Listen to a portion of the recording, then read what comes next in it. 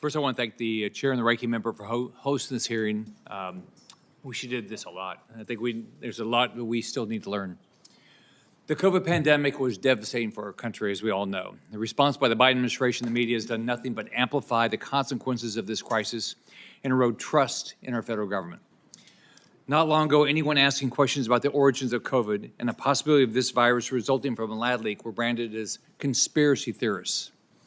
Just like the Hunter Biden laptop story, the experts said this was disinformation and waged a campaign against members of Congress, medical professionals, and everyone else asking questions to discredit them as liar and extremist.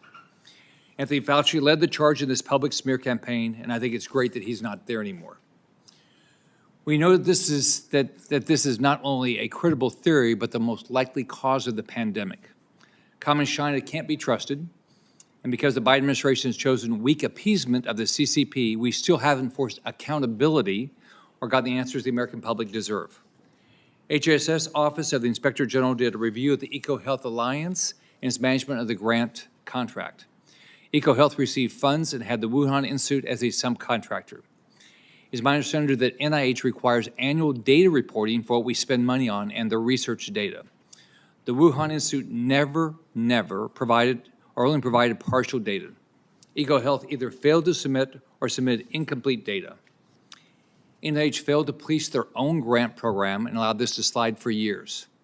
About 85% of EcoHealth's budget comes from federal research grants. I have no idea why NIH would think it's a good idea to give U.S. tax dollars to Communist China. Seems like a pretty poor idea to me. Dr. Ebright, would it make sense to hold grant recipients accountable for the failure to comply with the terms of their grants? Why not require the prime grantee to fully reimburse the government if they or one of their subcontractees fail to fully comply with the terms of the grant? Seems like we do that with our personal life. If somebody does the wrong thing, they owe us the money back. So what do you think? We do currently hold the grantee responsible, not only for the primary award, but for sub-awards, for subcontracts. When a researcher submits a grant proposal to NIH, when a researcher submits each annual grant progress report to NIH, the researcher signs a certification box. And that certification box says that the researcher will comply with the terms and conditions of the grant and will provide full and factual information upon request, subject to administrative, civil, and criminal penalties. So the basis for accountability exists. Has EcoHealth been held accountable? Have they given us any money back? To my knowledge, there has been no clawback of funding from EcoHealth. There has, however, been an immediate suspension that went into effect a month ago, both of EcoHealth Alliance and then this month of its president, a suspension of eligibility for federal funding of all forms, and a referral for debarment from eligibility for federal funding from all sources. Do you know any instances where NIH has ever held anybody accountable and gotten the money back? Yes, so this has happened in a number of cases. Examples include data fraud.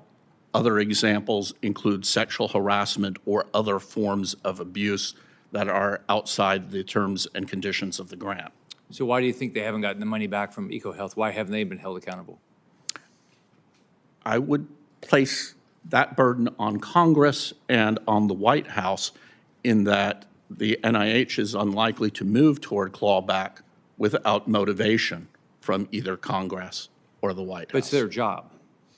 It is their job, but it is also the job of our legislative branch through its oversight responsibility and our executive branch through its primary responsibility to ensure that jobs are carried out. Do you know anybody at NIH that's ever been fired for failure to do their job? You mean an NIH staffer? Yeah. As part of the administrative staff at NIH. Have you heard of anybody? I do not.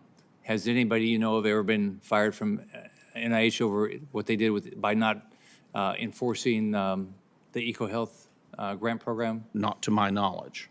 Yep. So as you said, EcoHealth has been suspended by further funding with possible disbarment, but they're currently appealing it. Do you think it's right to debar them? Absolutely. So how long should they be debarred for? The debarment term specified by law typically is 3 years.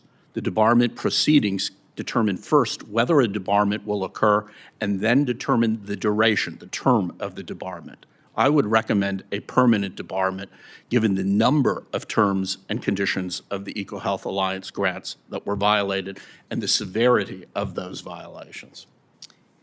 So Wuhan Institute of Virology has been debarred for 10 years. Do you think it should be permanent? And why hasn't it been? Yes, I do. I do not know why. Why do you think it wasn't permanent? I do not know.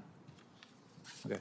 So does anybody else have any background on why NIH doesn't enforce their own? I mean, it's their own rules. Have you heard of anybody from NIH being reprimanded, fired, or anything over the EcoHealth? No. Why do y'all think?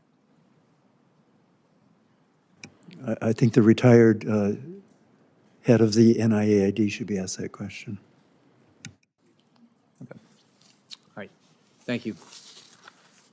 Thank you, Senator Scott. Senator Romney, you're recognized for your questions. Thank you, Mr. Chair.